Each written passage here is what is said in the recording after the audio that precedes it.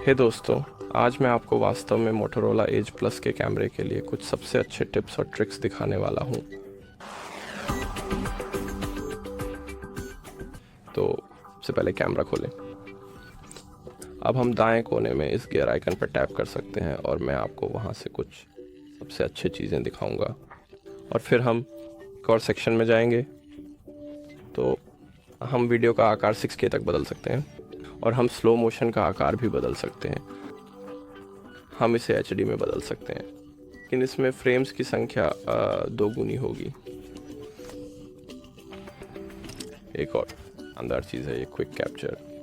तो अगर आपका डिवाइस बंद है तो हम बस जल्दी से अपनी कलाई को घुमा सकते हैं और हमें अपना ब्लॉकचेन पासवर्ड टाइप करना होगा और फिर हम कैमरा खोलने में वो सक्षम होंगे।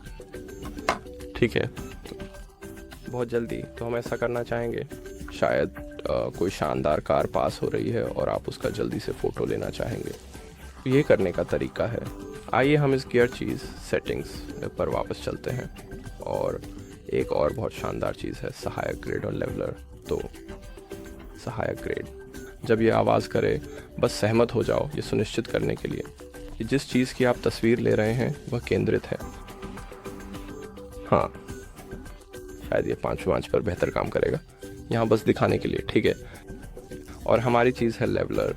तो हम यहाँ सेटिंग्स में वापस जाते हैं और लेवलर को सक्षम करते हैं और ये यह भी सुनिश्चित करता है कि हमारी तस्वीर क्षैतिज रूप से स्तरित है।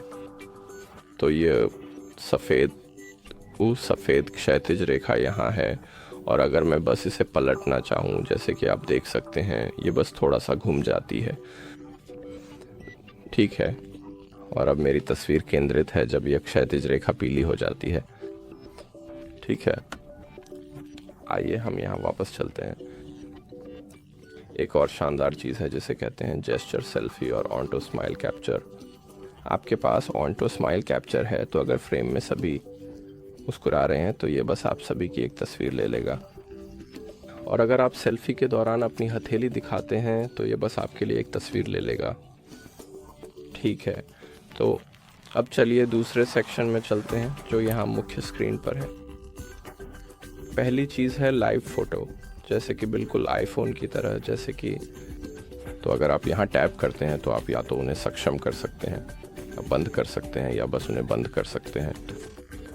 इसके अलावा जल्दी से कर सकते हैं गूगल लेंस का उपयोग करके कुछ खोजें। आपको गूगल फ़ोटो में जाने की ज़रूरत नहीं है, आप बस एक तस्वीर ले सकते हैं और उसी से खोज सकते हैं। तो मुझे नहीं पता कि आप इसे देख सकते हैं या नहीं, लेकिन ये मुख्य बटन नहीं है। लेकिन अगर आप इस बटन पर टैप करते हैं तो ये अब सीधे कैमरे से इस पौधे को ऑनलाइन खोजेगा। हम गूगल लेंस पे जा सकते हैं, है ना। अब हम इस ग्रिड आइकन पे टैप कर सकते हैं और हमारे पास यहाँ कुछ बुनियादी चीज़ें हैं जैसे मैक्रो या पोर्ट्रेट, लेकिन हमारे पास कुछ शानदार चीज़ें भी हैं जैसे कटआउट।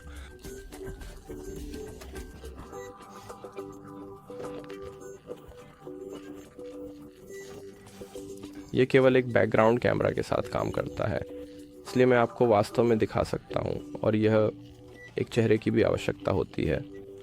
लेकिन कैसे काम करता है? ये बस तब होता है जब आप किसी के सामने की तस्वीर लेते हैं। ये स्वचालित रूप से उस तस्वीर का बैकग्राउंड हटा देगा, इसलिए ये बस वही एक व्यक्ति होगा। तो चलिए यहाँ वापस चलते हैं। हमारे पास अल्ट्रा रेजोल्यूशन है जो कि जैसा लगता है वैसा ही है, लेकिन मेरे लिए यह बेवकूफ़ी है कि अपने डिवाइस की पूरी क्षमता को सक्षम करने के लिए आपको एक विशेष मोड में जाना पड़ता है जहाँ इसे डिज़ाइन किया गया है। लेकिन चलो एक तस्वीर लेते हैं।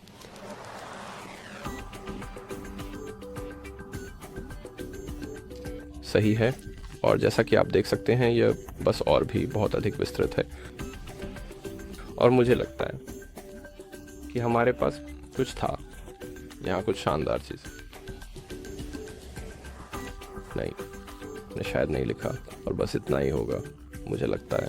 अगर मैंने आपकी मदद की तो कृपया एक लाइक छोड़ें और सब्सक्राइब करें। अगर आपके पास और कोई सवाल हैं तो हमें कमेंट्स में बताएं।